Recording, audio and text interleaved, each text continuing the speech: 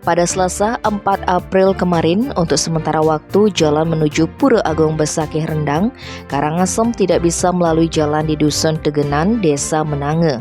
Itu menyusul adanya tanah longsor di wilayah tersebut yang mengakibatkan ruas jalan tertutup. Peristiwa tersebut terjadi dini hari, diduga kejadian itu disebabkan tanah yang cukup tinggi tersebut diguyur hujan. Syukurnya tidak ada korban jiwa. Pantauan di lokasi saat itu memperlihatkan petugas tengah melakukan penanganan. Proses pembersihan juga dibantu dengan menggunakan alat berat. Sejumlah pengendara terlihat harus balik arah mencari jalan alternatif.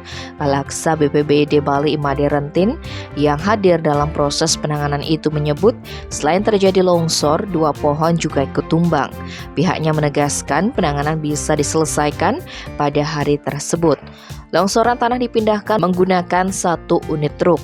Kendati akan berlangsung karya Ide Betara turun kabeh di Pura Agung Besakih, yang mana jalur tersebut akan padat, pihaknya mempersiapkan langkah antisipasi mencegah hal serupa terjadi kembali. Made Rentin mengungkapkan petugas dan alat berat akan disiagakan. Tim Bali Express melaporkan.